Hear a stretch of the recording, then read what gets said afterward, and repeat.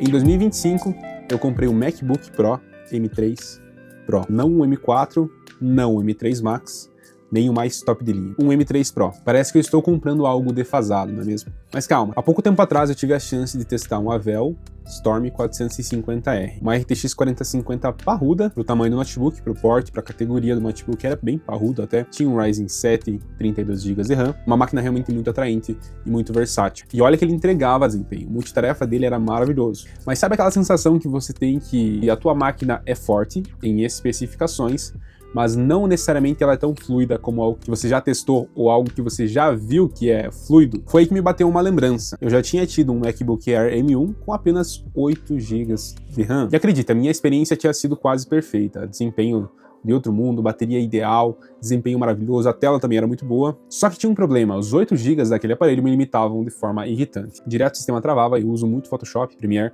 e vocês sabem, quem trabalha com isso, que Photoshop precisa de memória RAM para trabalhar com arquivos com mais de uma prancheta ou para manter mais de um arquivo aberto ao mesmo tempo. Coisa que, apesar do MacBook conseguir lidar muito bem com 8 GB de RAM, não era suficiente. E eu sabia que não era suficiente e eu precisava mudar aquilo. Enfim, vendi o MacBook, achei que estava fazendo um baita de um upgrade, assim que encontrei o Avel numa promoção bem interessante final de ano. Mesmo com seus 32 GB de memória RAM, uma RTX de última geração até então, não havia lançado a série 50, parecia que não era a mesma coisa, parecia que faltava uma fluidez. E eu confesso para vocês que, como um bom avaliador de máquinas Windows e MacBooks, eu sabia que tinha uma coisa de errado. Parece que o feeling é diferente, parece que tá faltando alguma coisa. Só que por muito tempo, é claro, você faz uma compra, você não quer admitir de forma alguma que você fez um mau negócio. Mas não necessariamente um mau negócio, que você tomou, quem sabe, uma decisão de forma antecipada. E basicamente era isso que eu tinha feito. Foi que apareceu a oportunidade de eu importar um MacBook e eu importei o M3 Pro, de 18 GB de memória RAM, uma tela de 14 polegadas, 512 GB de memória interna e uma bateria que funciona em conjunto com o processador M3 de forma maravilhosa. É simplesmente assustadora a forma como a Apple conseguiu unir esses dois pontos, desempenho fora da tomada e bateria muito boa. É lógico, os M3 Pros, os M4 Pros, eles tendem sim a durar um pouco menos que as versões base, mas nós temos ainda uma autonomia que é muito maior do que qualquer notebook Windows que você encontre no mercado hoje e se propõe a ter um desempenho tamanho como o do MacBook que consiga chegar nessa mesma autonomia. E detalhe, o chip entrega muito mais do que eu esperava. Alinhado com o M3 Pro, na sua faixa de preço, eu tinha algumas outras opções. Eu tinha o Air M4, que era um pouco mais básico, mas ele vem com algumas configurações mais capadas, na minha opinião. Ele não é tanto para trabalhos mais parrudos. E na mesma faixa de preço eu tinha o MacBook Pro M4. E esse MacBook Pro M4 demorou até um tempo para eu conseguir entender o que significava. O MacBook Pro M4 não é igual ao MacBook Pro M4 Pro. O MacBook Pro M4, esse Pro que vem antes do M4, ele significa que o corpo, que todas as especificações menos o chip, é de um Pro. Só o chip em si que não é. Ou seja, a parte mais importante, na minha opinião, de um MacBook, de um notebook, que é o seu processador, seu processamento gráfico, estava sendo reutilizado no seu modelo base. Então, na minha opinião, ter as ventoinhas, por mais que ele aquecesse e ele fosse resfriado com as ventoinhas que tem no modelo Pro, e por mais que fosse uma diferença de geração entre os processadores, na minha cabeça não funcionava, pois o processador M4 normal vem com menos núcleos de GPU instalados nele. Então nós temos, teoricamente, falando em termos mais simples, o M4 teria um desempenho inferior ao M3 Pro em questão de renderização, em questão de processamento gráfico, em alguns programas de edição, e isso acabou me chamando bastante atenção. Na prática, o que mais me atinge, que é a edição de vídeo, a parte de multitarefas, não tenho nenhum problema. Edito vídeos em 4K com uma leveza absurda, eu consigo abrir aplicativos da Adobe, da DaVinci Resolve em segundos, ele abre incrivelmente rápido, e tudo isso sem me preocupar com a bateria ou com o aquecimento. E aí que vem um ponto muito interessante. Já lançou o M4 Pro, tá perto de lançar o M5 até agora, mas por que eu não peguei o M4 Pro? O primeiro ponto, é claro, é o preço. O que eu economizei comprando o M3 Pro me permite, por exemplo, montar uma estação de trabalho quase que inteira. A diferença é de mais de R$1.000, mais de R$2.000. E para quem já fez um investimento em um M3 Pro, com certeza esse valor faz a diferença no nosso orçamento. Por exemplo, com o dinheiro que me sobrou, eu consegui comprar um SSD M2 de 1 TB e consegui também comprar um adaptador SSD para conseguir colocar. Ainda não chegou, está chegando no AliExpress, demora mais para chegar dentro do Brasil do que lá da China para cá, tá travado vindo de Curitiba para São José. Novidade, sempre foi assim. Consegui comprar uma tela externa de 27 polegadas e um teclado e um mouse que fazem sentido com esse setup. Comprei teclado e mouse sem fio, sem marca da Apple, nada.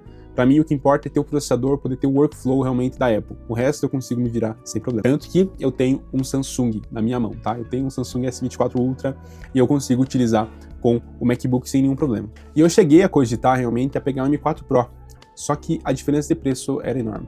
E eu vi as pessoas falando sobre como o M4 Pro ele é mais grandioso, ele tem 40% a mais de desempenho e como que ele é mais eficiente na questão energética e de bateria. E aí eu começo a pensar, será que eu realmente precisava de um M4 Pro?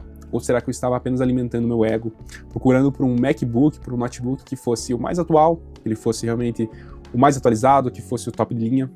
E quanto isso me fere de eu comprar um MacBook, comprar um notebook que é, teoricamente, da geração passada? Se ele vai conseguir manter atualizações por muitos anos. Para você ter uma ideia, os últimos MacBooks fabricados como Intel ainda estão sendo atualizados. Então, esse ano vai fechar as atualizações, mas por mais quantos anos eu vou ter atualizações para esse MacBook M3 Pro? Será que vai se acabar logo ou será que ainda vai ter muito mais tempo? Na verdade, o M3 Pro já atende muito bem a minha necessidade.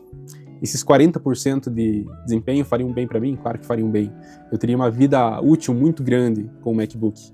Com certeza seria mais longevo esse MacBook, quem sabe? Sabemos que essas porcentagens não se traduzem em realidade. Mas por enquanto, não está nos meus planos entre 1, 2, 3 anos trocar esse MacBook. Espero que ele vá me fazer muito bem durante esse período. Hoje eu uso ele para trabalho, para edição de vídeos, Photoshop, eu escrevo roteiros nele, assisto Netflix e escuto músicas com altíssima qualidade. E o principal é, sem ter que levar um carregador, que é um trambolho, para cima e para baixo. Posso ficar 1 dia, 2 dias, sem ter que usar esse carregador, porque ele consegue aguentar esse período fora da tomada. E nós sabemos e precisamos entender que realmente existe um marketing, existe um complô geral das marcas e tudo mais, para que você sempre compre o mais novo, sempre você sinta a necessidade de comprar o mais novo.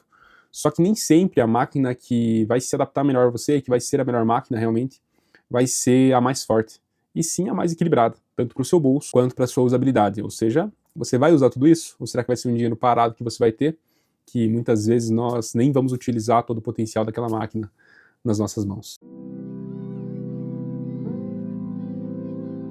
Vale a pena comprar um MacBook M3 em 2025? Na minha opinião, vale. Daqui a pouco vai estar saindo o M5 aí, mas o M3 tem muito ainda a entregar, o M2, o M1, qualquer notebook que você compre com os processadores M da Apple, com certeza vão atender você.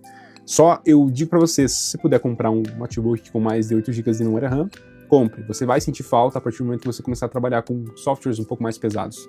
Ok? O custo-benefício é ótimo e é ideal se você quer construir uma estação de trabalho e também quer ter usabilidade, levar ele para algum lugar e conseguir editar na rua, em viagens e tudo mais. Ele não é defasado, isso eu digo para vocês.